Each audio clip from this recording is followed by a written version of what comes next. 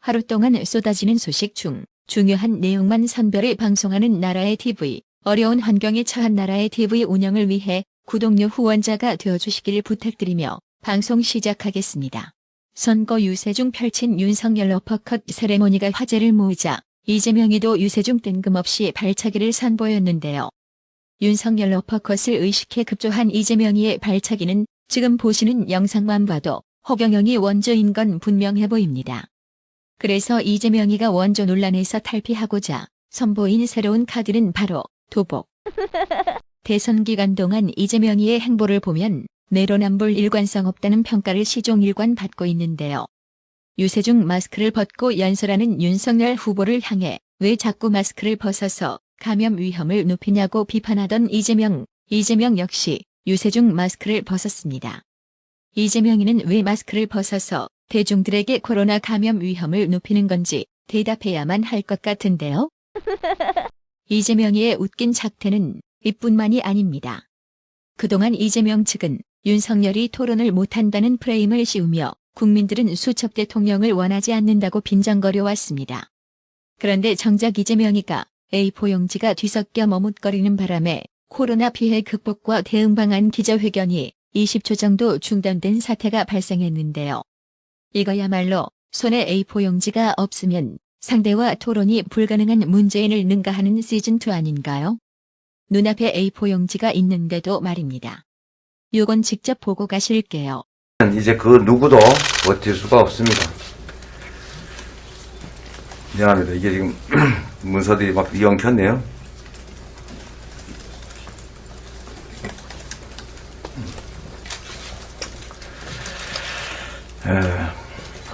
이 아침에 이게 지금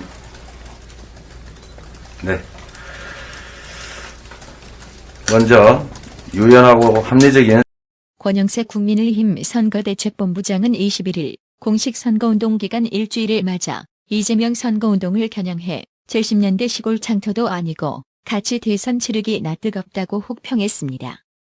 권영세 본부장은 이날 국회에서 열린 선거대책본부 회의에서 민주당 후보의 일주일은 보기 안쓰럽다.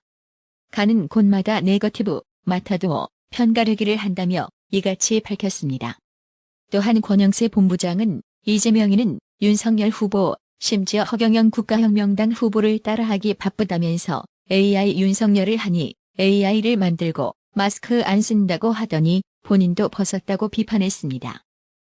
이재명이는 지난 19일 윤석열 후보의 어퍼컷 세리머니를 의식한 듯한 발차기 세리머니, 이른바 부스터 슛을 선보였는데 허경영 후보는 자신의 무궁화 발차기를 따라한 것이라고 주장했습니다. 권영세 본부장은 호남에 대한 진정성도 두 후보 너무 다르다며 윤석열 후보는 광주에서 복합 쇼핑몰을 비롯한 호남 발전을 위한 진정성 있는 공약을 했지만 이재명이는 호남 가기 바쁘게 광주에 신천지 많다, 복합 쇼핑몰은 극우 포퓰리즘이라는 등 아무 말 대잔치로 조지일관했다고 맹비난했습니다. 그러면서 민주당과 이재명에 부탁드린다. 아무리 조급해도 최소한의 품격을 지켜달라고 덧붙였습니다. 해결된 것도 아니고 안 된 것도 아니다. 마치 말장난 같은 이 표현은 일본군 위안부 문제에 대한 한국 정부의 태도를 설명합니다. 문재인 좌파 정권은 출범 2달 만에 박근혜 정부가 체결한 일본군 위안부 합의 재검토에 착수했습니다. 약 5개월 동안의 조사 끝에 문재인 좌파 정권은 절차적으로나 내용적으로나 중대한 흠결이 확인됐다고 발표했습니다. 합의 결과 설립한 화해 치유재단은 해체했습니다. 위안부 합의 비판, 무효화 조치는 문재인 좌파 정권의 역사관, 적폐청산의 대표적 상징물로 자리 잡았습니다. 그로부터 5년여가 지났습니다. 일본군 위안부 합의는 여전히 적폐청산의 대표적 성과일까요? 문재인은 일본과의 관계가 나빠진 변곡점마다 위안부 문제를 언급했습니다. 피해자 중심의 해결이라는 새로운 원칙도 제시했습니다. 그러면서도 흠결이 있다는 위안부 합의를 파기하거나 재협상하겠다는 뜻은 밝히지 않았습니다. 오히려 문재인은 지난해 일본군 위안부 합의를 국가 간 공식 합의로 인정했습니다. 국내적으로는 흠결 있는 합의, 국제적으로는 공식 합의라는 인지부조화 상태가 만들어졌습니다.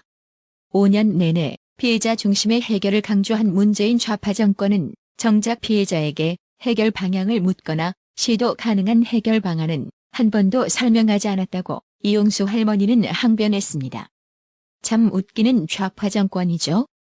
위안부 합의건은 박근혜 대통령이 진심으로 임해서 성사시킨 것인데 문재인 좌파 정권은 단지 박근혜 대통령 흠집내기 일환으로 30년 비공개 원칙도 무시한 채 한일 위안부 합의 외교 문서까지 공개하는 강수를 두면서 반일 감정 조장에만 이용하고 실질적으로 대안이라고 내놓은 건 결국 하나도 없었습니다. 아무래도 김의겸 흑석 선생이 좀 엿된 것 같습니다. 무속인 이종일 씨가 연단에 서서 발언하는 모습입니다. 개막식에 연단에서 발언하는 건 당연히 축사겠죠. 지난 16일 더불어민주당 김의겸 의원은 서울 여의도 당사에서 기자회견을 열어 이같이 말했습니다. 윤석열 후보의 아내 김건희 씨가 2016년 전시회 개막식에서 무속인에게 축사를 맡겼다는 주장이었습니다. 그러면서 도대체 김건희 씨와 무속인은 얼마만큼 가깝고 특별한 관계인 것이냐고 했습니다. 수십여 개 매체가 현역 여당 국회의원 주장을 기사화했습니다. 하지만 김의겸 의원이 지목한 행사의 개막식 생중계 영상은 6년이 지난 지금도 실시간 댓글과 함께 인터넷에 공개된 상태였습니다. 취재 분석에 나선 조선닷컴이 이 영상과 개막식 테이프 커팅 사진 등을 확인한 결과 축사 연사 4명은 주한 프랑스 대사, 스위스 대사 등이었으며 무속인 이종일 씨는 등장하지 않았다고 전했습니다. 김의겸 의원은 조선닷컴에 무속인 이종일 씨가 연단에 있으니 축사를 한 것 아니냐고 말했습니다. 행사 영상을 봤느냐는 조선닷컴 질문에도 김의겸 의원은 무속인 이종일 씨가 행사장에 있었고 연단에 올라 발언하는 사진이 있다. 그러면 축사를 하는 게 아니라면 뭘 하는 것인가라고 하더니 소가죽을 벗긴 사람이 그 자리에 왜 갔는지 쿠바나에 물어보라고 했습니다. 그래서 조선닷컴은 윤석열 후보 측에 물어봤다고 합니다. 윤석열 후보 관계자는 무속인 이종일 씨가 사진을 찍은 장소는 개막식 때 연단을 놓긴 했지만 기본적으론 배경에 르코르비지에가 그려진 포토존이며 원래 기념 촬영을 하는 곳이라며 무속인 이종일 씨 사진이라는 게 어떻게 나왔는지 우리로서는 확인할 길이 없지만 실제 축사를 맡은 것으로 확인된 귀빈들의 사회적 지위와 당시 영상 등을 보고 상식적으로 판단해달라고 했습니다. 이에 조선닷컴은 축사 인사 전원이 함께 등장한 사진을 김건희 씨 측에게 요청하자 개막식 테이프 커팅 사진을 보내왔습니다. 주최자와 축사자 등 귀빈들이 동반 진행한 이 테이프 커팅식 사진에도 무속인 이종일 씨 모습은 없었습니다. 조선닷컴은 이에 대한 반박을 듣기 위해 김의겸 의원에게 다시 전화했지만 김의겸이는 더 이상 전화를 받지 않았다고 전했습니다. 김의겸이는 이를 포함해 김건희 씨를 비방하는 각종 주장을 펴왔고 국민의힘은 지난 17일 김의겸이를 공직선거법상 허위사실 공표와 정보통신망법상 명예훼손 등 혐의로 고발했는데 여기에 고발건이 하나 더 추가될 것 같습니다. 한국일보가 아주 좋은 기사를 게재해 소개하겠습니다.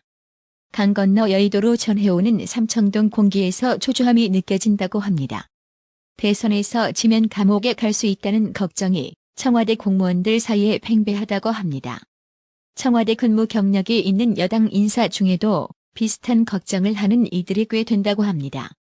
관가에 순장조라는 표현이 있습니다. 대통령 임기가 끝날 때까지 보조하는 청와대 공무원은 다음 정권에서 불이익을 받는다는 뜻으로 살아있는 신하를 왕의 시신과 함께 매장하는 고대 사회의 순장 풍습에 빗댄 말입니다. 이 으스스한 표현이 더는 비유처럼 들리지 않습니다. 윤석열 후보는 얼마 전 집권하면 문재인 정부의 적폐청산 수사를 하겠다는 취지로 발언했기 때문입니다. 전 현직 청와대 공무원들의 막연한 불안감을 사실로 확인해준 셈입니다. 이에 대한 문재인의 강력한 입장 표명은 임기 말 청와대가 이 문제로 얼마나 신경이 곤두서 있는지를 보여줬습니다. 물론 떳떳하면 그만입니다.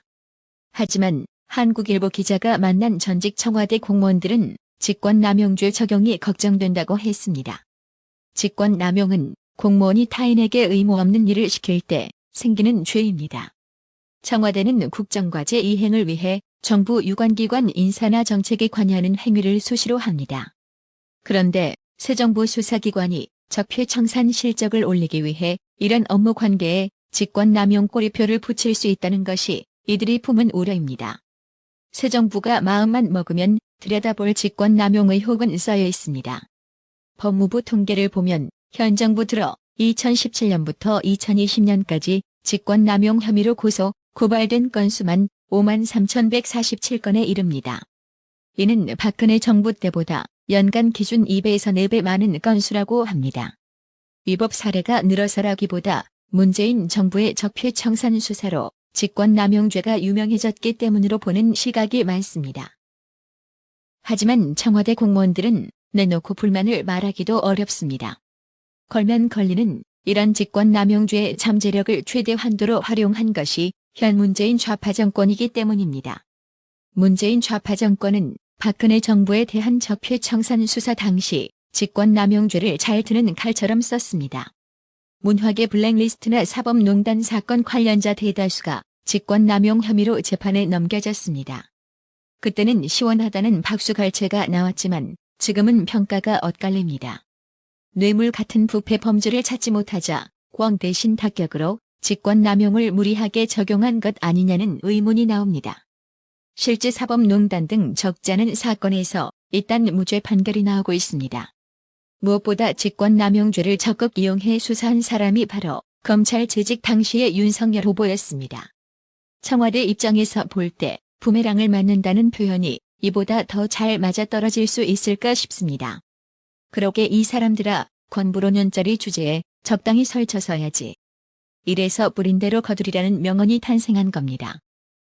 옛날 거니 말들으니 저 생끼리에 뭘 따더니 오늘 내가 당해보니 대문 밖이 저승이며 친구버지 많단들 어느 누가 통행하며 부모 형제가 많단들 어느 누가 대신 가이며 금은 옥백이 많단들 금은 가짜서 노자리 공수래 공수곤대 빈손 빈 몸을 나왔다가 빈손 빈 몸을 돌아갈 때 사자 한상 동행되어 멀고 먼 길을 가고만이 그 안이 또 가소로냐. 박미영님, 어려운 형편에 처한 나라의 TV 운영 유지를 위해 구독료 후원해 주셔서 정말 감사합니다. 나라의 TV는 구독료 후원으로만 운영 유지되고 있으니 구독자님들의 따뜻한 정성이 필요합니다. 항상 뉴스 전달 방식에 노력하는 나라의 TV가 되겠습니다. 구독 그리고 알람 설정, 뉴스 영상 내용이 좋았다면 좋아요를 클릭해 주세요.